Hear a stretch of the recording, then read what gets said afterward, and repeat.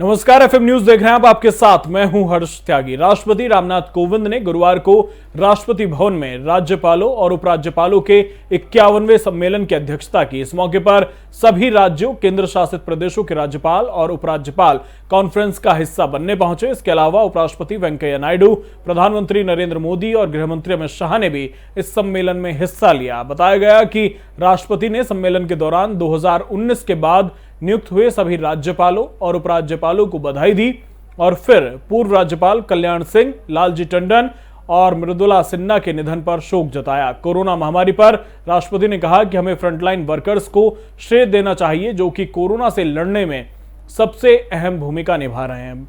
बता दें कि राज्यपालों, उपराज्यपालों का यह सम्मेलन एक परंपरा है जो 1949 से चली आ रही है। पहला सम्मेलन 1949 में राष्ट्रपति भवन में आयोजित किया गया था। इसकी अध्यक्षता भारत के अंतिम गवर्नर जनरल सी राजगोपालचारी ने की थी।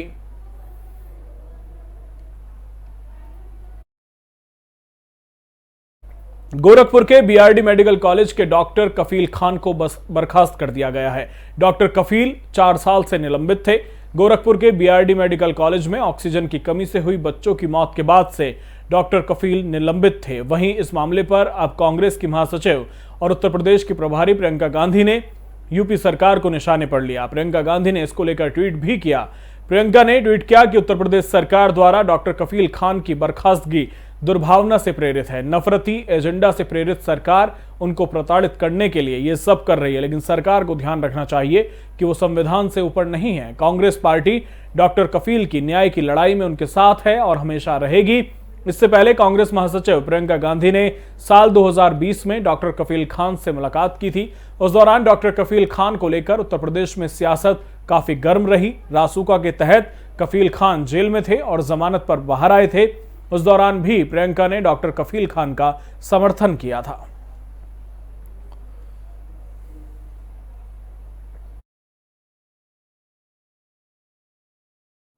एनसीपी के वरिष्ठ नेता और महाराष्ट्र सरकार में मंत्री नवाब मलिक की मुश्किलें बढ़ सकती हैं। ईडी ने पुणे वक्फ बोर्ड जमीन घोटाले मामले की जांच अपने अंडर ले ली है। ईडी ने इस मामले में कई जगह छापेमारी की। वक्फ बोर्ड नवाब मलिक के अंडर आता है। बताया जा रहा है कि ईडी ने यह छापेमारी 7 जगह पर की। इस मामले में पुणे पुलिस ने अगस्त में 2 अधिकारियों को गिरफ्तार किया था। इन अधिकारियों पर पद पर रहते हुए 7 करोड़ 76 लाख रुपए के गबन का आरोप लगा था। अब इस मामले की जांच ईडी ने अपने अंडर ले ली है। बता दें कि ईडी ने पुणे वक्फ बोर्ड के खिलाफ यह कार्रवाई ऐसे वक्त की है जब Nawab Malik cruise drugs case को लेकर पूर्व मुख्यमंत्री देवेंद्र फडणवीस समेत कई बीजेपी नेताओं पर हमलावर हैं।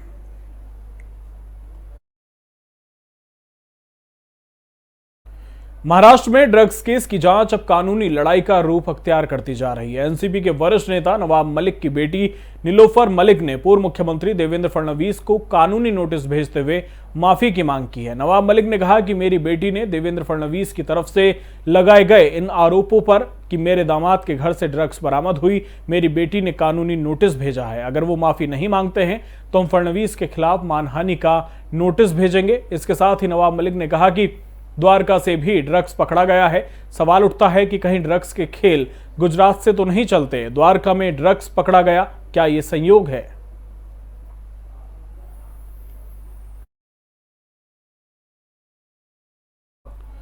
पंजाब विधानसभा के स्पेशल सत्र के दूसरे दिन गुरुवार को सदन में जबरदस्त हंगामा हो गया। हंगामा इतना बढ़ा कि हाथापाई की नौबत आ गई। सीएम चन्नी ने विक्रम सिंह मजीठिया से कहा कि आपका रोम रोम गंदगी से जुड़ा है, आप नशे के कारोबार से जुड़े रहे हो। इस पर अकाली दल के सदस्य भड़क गए और मुख्यमंत्री की चेयर के सामने पहुंच गए। हंगामे के बीच स्पीकर ने सदन की कार्रवाई स्थगित कर दी। वहीं कांग्रेस के सदस्यों ने सीएम चन्नी के आगे ढाल बना दी और बहस शुरू कर दी। सदन की कार्यवाही स्थगित होने के बाद भी सीएम की चेयर के सामने अकाली और कांग्रेसी सदस्यों के बीच बहस जारी रही।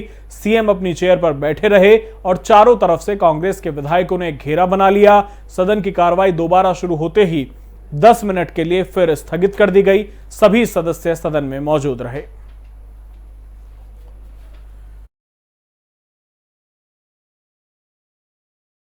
कासगंज में पुलिस कस्टडी में एक युवक की मौत के मामले ने तूल पकड़ लिया है। ओवैसी जल्द ही कासगंज जाएंगे।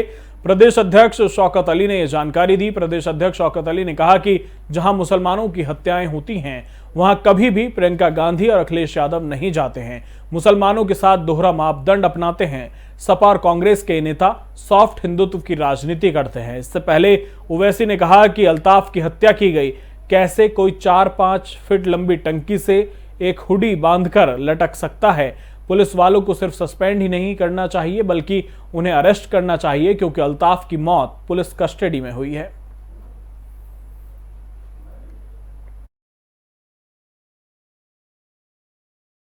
Civil aviation minister Jyotiraditya Scindia ने डीजीसीए के ईजीसीए पोर्टल को लॉन्च किया।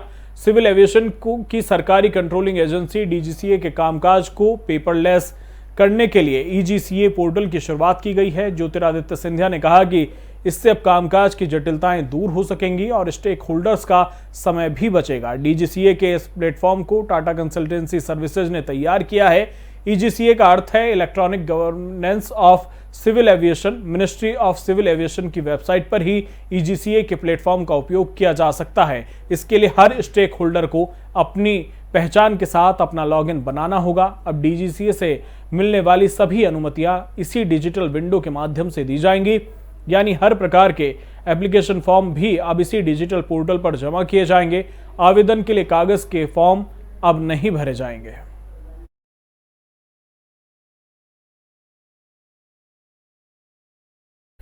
पश्चिम बंगाल में कोरोना वायरस महामारी के मद्देनजर बंद किए गए स्कूल अब फिर से खुलेंगे। कलकत्ता हाईकोर्ट ने राज्य सरकार के फैसले पर मुहर लगा दी है। हाईकोर्ट ने कहा कि राज्य सरकार की ओर से घोषित 16 नवंबर से स्कूलों को फिर से खोलने में कोई बाधा नहीं है। हालांकि स्कूल खुलने पर भी कक्षाओं को कोरोना रोकथाम नियमों का पालन करना होगा। राज्य ने 18 नवंबर से स्कूल खोलने की घोषणा की है।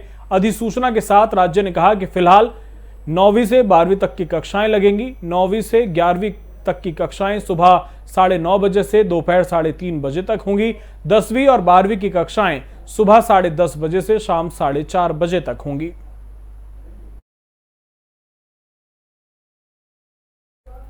विधानसभा चुनाव को देखते हुए बीजेपी ने यूपी में ऐसी रणनीति तैयार की है कि हर महीने प्रधानमंत्री नरेंद्र मोदी, केंद्रीय गृह मंत्री अमित शाह समेत केंद्रीय मंत्री, प्रदेश के मुख्यमंत्री अलग अलग जिलों में दौरे पर रहेंगे। वो न केवल जनसभाएं करेंगे बल्कि करोड़ों की सौगात भी देंगे। वहीं बीजेपी के मुकाबले दूसरे विपक्षी दलों में केवल गिने चुने चेहरे ही दौरे और सभाएं कर रहे हैं। उत्तर प्रदेश में होने वाले 2022 के विधानसभा के चुनाव बीजेपी के लिए कितने अहम हैं, इसका अंदाजा इसी बात से लगाया जा सकता है कि बीजेपी ने अपनी पूरी ताकत इन चुनाव में झोंक दी है।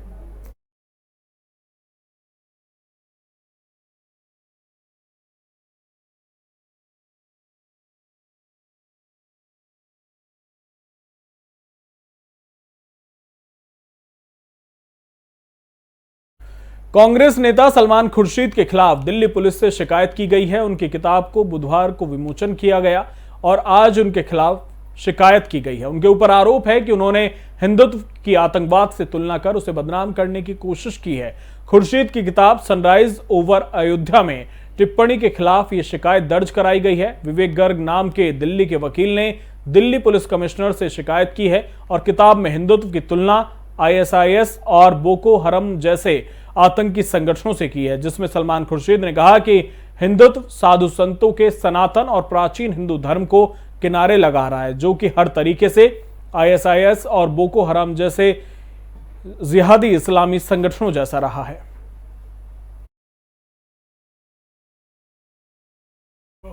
वक्त हो चला एक छोटे से ब्रेक का, जल्द लौटेंगे।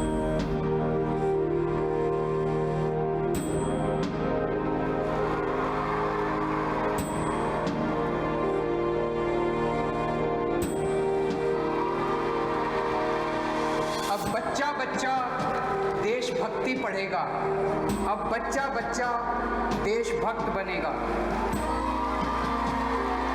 दिल्ली के स्कूलों में हमने देशभक्ति पाठ्यक्रम पढ़ाना शुरू किया है। जब हर बच्चा भारत माँ का वीर सपूत बनेगा, तभी बनेगा भगत सिंह के सपनों का भारत, तभी बनेगा बाबा साहब के सपनों का भारत।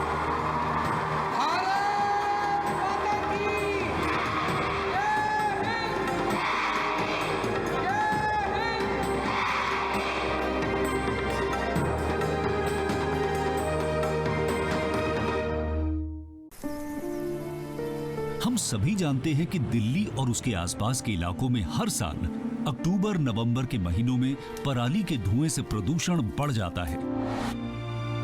सर्दियों में पंजाब, हरियाणा और उत्तर प्रदेश में पराली के जलने वाले धुएं से दिल्ली के करोड़ों लोगों को सांस लेने में तकलीफ होती है। हमारे किसान भाइयों को मजबूरी में अपनी पराली जलानी पड़ती है, क्योंकि उनके पास कोई और दूसरा रास्ता ही नहीं होता। अब दिल्ली सरकार ने पराली से होने वाले प्रदूषण को खत्म करने के लिए एक ठोस कदम उठाया है। दिल्ली सरकार ने भारतीय कृषि अनुसंधान संस्थान पूसा द्वारा विकसित बायो डीकंपोजर तकनीक को दिल्ली में लागू कर दिया है। पूसा इंस्टीट्यूट के बायो डीकंपोजर तकनीक से पराली को गलाकर वहीं खाद में बदला जा सकता है। दिल्ली सरकार ने इस तकनीक को लागू कर दिया है और इसका सारा खर्च दिल्ली सरकार उठा रही है। और जब खेत में ही उस पराली का खाद बन जाएगा तो वो जमीन की उर्वरता भी बढ़ाएगा, मतलब किसानों की अगली फसल भी बढ़िया होगी। यही तो हमारे किसानों को चाहिए। और सबसे बड़ी बात, जब पराली नहीं जलेगी तो प्रदूषण भी नहीं होगा। इसमें सबका फायदा है। पहले हमें अपनी पराली जलानी पड़ती थी, लेकिन इस बार हमें ऐसा नहीं करना पड़ा। दिल्ली सरकार ने पराली को खाद में बदलने के लिए हमारे खेतों में ये छिड़काव करवाया है। ये बहुत ही आसान था और हमें तो बहुत फ़ायदा हुआ। ये पूरा काम दिल्ली सरकार ने खुद कराया है, हमें तो एक पैसा नहीं देना पड़ा। और हमारी पराली यही खेत में ही खाद बन गई है और प्रदूषण भी नहीं हुआ। ये बहुत बढ़िया समाधान है। दिल्ली सरकार प्रदूषण को खत्म करने के लिए युद्ध स्तर पर तो काम कर ही रही है, साथ ही किसानों की सुविधाओं का भी पूरा ख्याल रखा जा रहा है।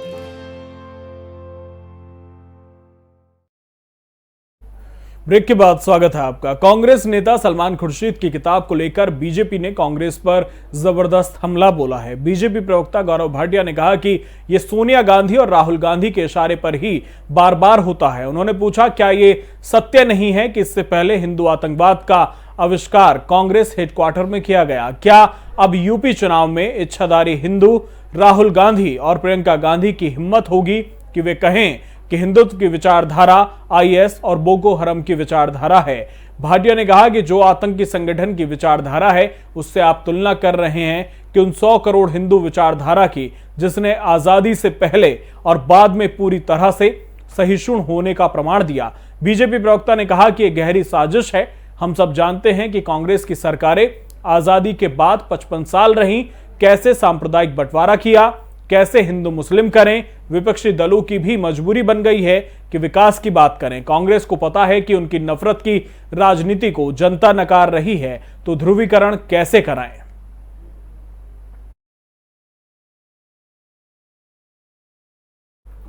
समाजवादी पार्टी के प्रमुख अखिलेश यादव ने उत्तर प्रदेश के मुजफ्फरनगर में कहा कि बहुत सारे गठबंधन भी होने हैं। समाजवादी पार्टी का गठबंधन होने जा रहा है, कई दलों को साथ लिया है। बहुत जल्द आने वाले समय में और दलों के साथ भी गठबंधन होगा। उन्होंने कहा कि पिछले कार्यक्रम की तारीख पर बारिश के कारण नहीं आ सका, दूसरी तारीख पर आप लोग आए और वही उत्साह के साथ आए। ये बता रहा है कि यूपी की सरकार बदलने का जनता ने फैसला ले लिया है। अखिलेश यादव ने कहा कि इस बार किसानों और गरीबों ने बीजेपी को हटाने का निर्णय लिया है। किसानों का इंकलाब होगा और 2022 में बदलाव होगा। मुजफ्फरनगर में जब भी आया पूरा मतदान सपा के पक्ष में हुआ है। उन्होंने दावा किया कि इस बार बीजेपी के दरवाजे बंद हो रहे हैं। ओपी राजभर ने अपनी तरफ से और उनके लोगों ने बीजेपी के लिए दरवाजे बंद कर दिए हैं।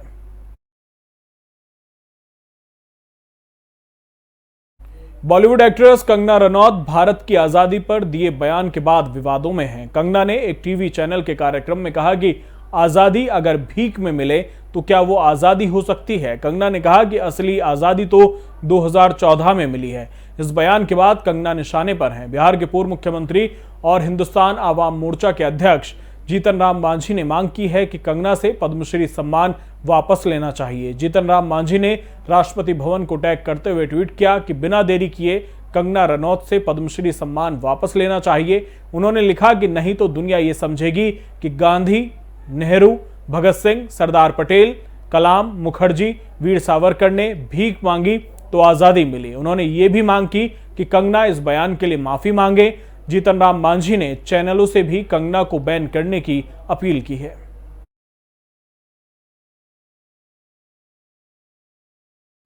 सुप्रीम कोर्ट ने देश की रक्षा जरूरतों के लिए हजारों करोड़ रुपए की परियोजना की अनुमति दिए जाने की सूरत में बुधवार को केंद्र और एक गैर सरकारी संगठन से वैसे अतिरिक्त सुरक्षा उपाय सुझाने को कहा। उनके कार्यान्वयन की जिम्मेदारी वो महत्वाकांक्षी चारधाम परियोजना को लागू करने वाली एजेंसियों को दे सकता है। शीर्ष अदालत ने कहा कि ये कहने के बजाय कि अतिरिक्त सुरक्षा उपाय किए जाने चाहिए, वो अदालत के आदेश में उन शर्तों को रखना चाहेंगे जिनका पालन परियोजना के क्रियान्वयन एजेंसियों को करना होगा।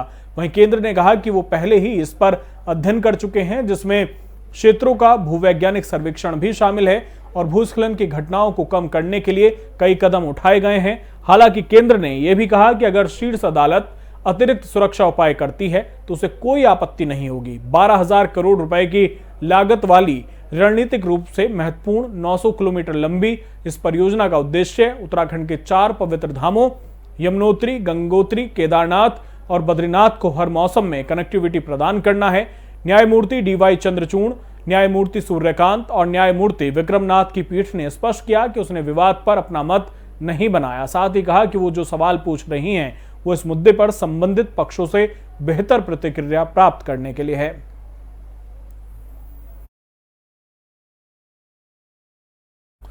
सपा सरकार में कैबिनेट मंत्री रहे गायत्री प्रसाद प्रजापति को एमपी एमएलए कोर्ट ने गैंगरेप के मामले में दोषी करार दिया। गायत्री के साथ 2 अन्य आरोपी आशीष शुक्ला और अशोक तिवारी भी दोषी पाए गए, जबकि 4 आरोपियों को कोर्ट ने बरी कर दिया है। गायत्री समेत तीनों आरोपियों को 12 नवंबर को सजा सुनाई जाएगी। चित्रकूट की महिला ने साल 2016 में तत्कालीन कैबिनेट मंत्री गायत्री प्रसाद प्रजापति और उनके सहयोगियों पर गैंगरेप का आरोप लगाते हुए पुलिस अधिकारियों से शिकायत की थी। पीड़िता का कहना था कि खनन मंत्री रहे गायत्री प्रसाद प्रजापति ने उन्हें खनन के पट्टे दिलाने का झांसा देकर गौतमपल्ली स्थित आवास बुलाकर कई बार रेप किया। साल 2014 से जुलाई 2016 तक उसका शोषण किया जाता रहा। यही नहीं, गायत्री और उनके सहयोगियों ने पीड़िता की नाबालिग बेटी का भी यौन शोषण किया। गायत्री प्रसाद प्रजापति समाजवादी पार्टी की सरकार में रसूखदार और प्रभावशाली राजनेता थे, इसलिए पुलिस प्रशासन ने उनके खिलाफ कोई कार्रवाई नहीं की। पीड़िता ने सुप्रीम कोर्ट की शरण ली। सुप्रीम कोर्ट के आदेश पर पीड़िता की तरफ से गौतमपल्ली थाना में फरवरी 2017 को गायत्री और उनके सहयोगियों के खिलाफ गैंगरेप, पॉक्सो एक्ट समेत अन्य धाराओं में एफआईआर दर्ज की गई थी।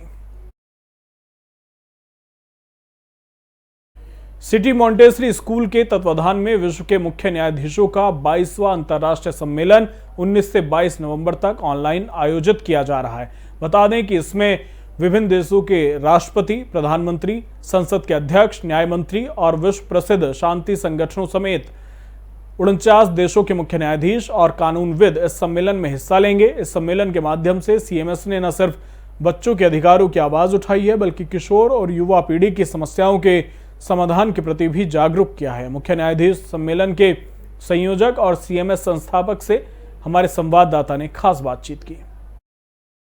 शिक्षा को नई दिशा देने वाले सीएमएस के संस्थापक और फाउंडर मिस्टर जगदीश गांधी जी हमारे साथ हैं। आइए इनसे बात करते हैं और जानते हैं जो इनका 22वां सेमिनार होने वाला है, जो वर्ल्ड पूरे अंतर्राष्ट्रीय जजेस का सम्मेलन कराते हैं, सेमिनार कराते हैं इंडिया में। आइए इनसे जानते हैं इसका क्या उद्देश्य है। देखिए, इसका उद्देश्य है दुनिया को एक करना। जो हमारे संविधान में वसुधैव कुटुंबकम के आधार पर ये संविधान निर्माताओं ने एक अनुच्छेद बनाया कि भारत का गणराज्य ये प्रयत्न करेगा कि सारे विश्व में शांति हो, सारा विश्व सुरक्षित हो। केवल एक देश सुरक्षित न हो, सारा विश्व सुरक्षित हो। भारत का गणराज्य ये प्रयत्न करेगा कि सारे विश्व में विभिन्न राष्ट्रों के बीच न्यायपूर्ण संबंध हो और सम्मानजनक संबंध हो। और तीसरा, भारत का गणराज्य ये प्रयत्न करेगा कि सारे विश्व में एक कानून हो और सभी राष्ट्र उसका सम्मान करें। और चौथा, भारत का गणराज्य ये प्रयत्न करेगा कि विभिन्न राष्ट्रों में यदि आपसी मतभेद हो जाए तो उनका निपटारा युद्धों से नहीं, आर्मामेंट से नहीं, आर्मी से नहीं, बल्कि आर्बिट्रेशन से हो, यानी मध्यस्थता से।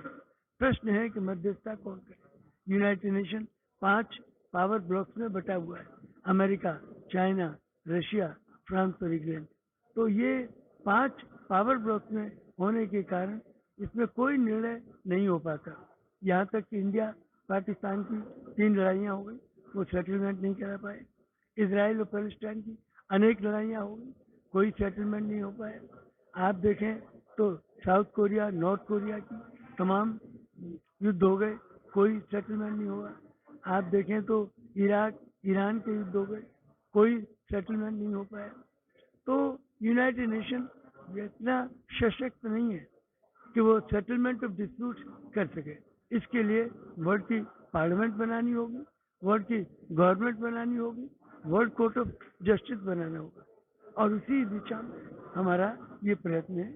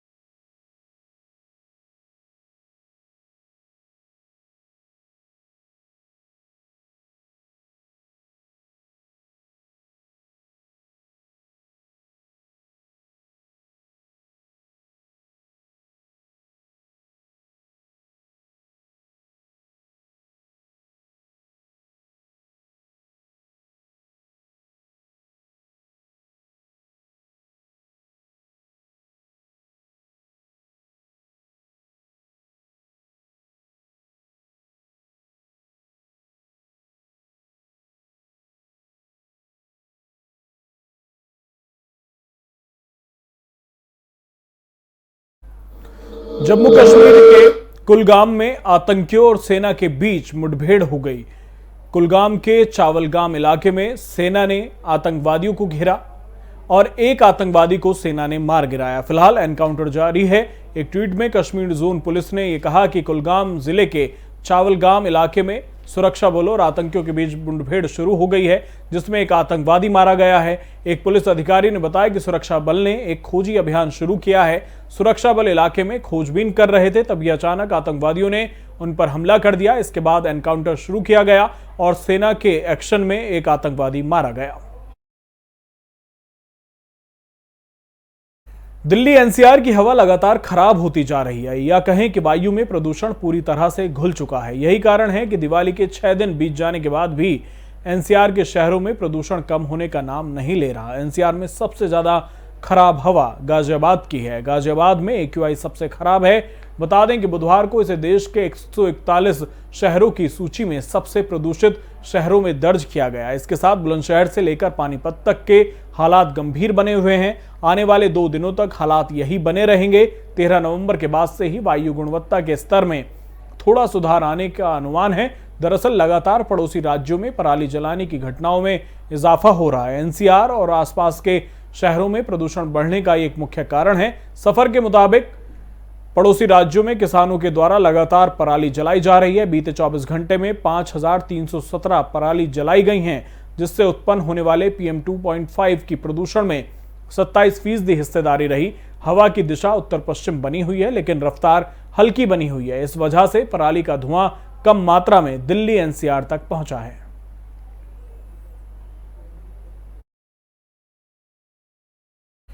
तमिलनाडु की राजधानी चेन्नई में बारिश का कहर है। चेन्नई और आसपास के इलाकों में आज भी मूसलाधार बारिश की संभावना जताई गई। राज्य के 20 जिलों में रेड अलर्ट जारी किया गया। मौसम विभाग ने बताया कि 11 नवंबर को तमिलनाडु के कई इलाकों में भारी बारिश की संभावना है।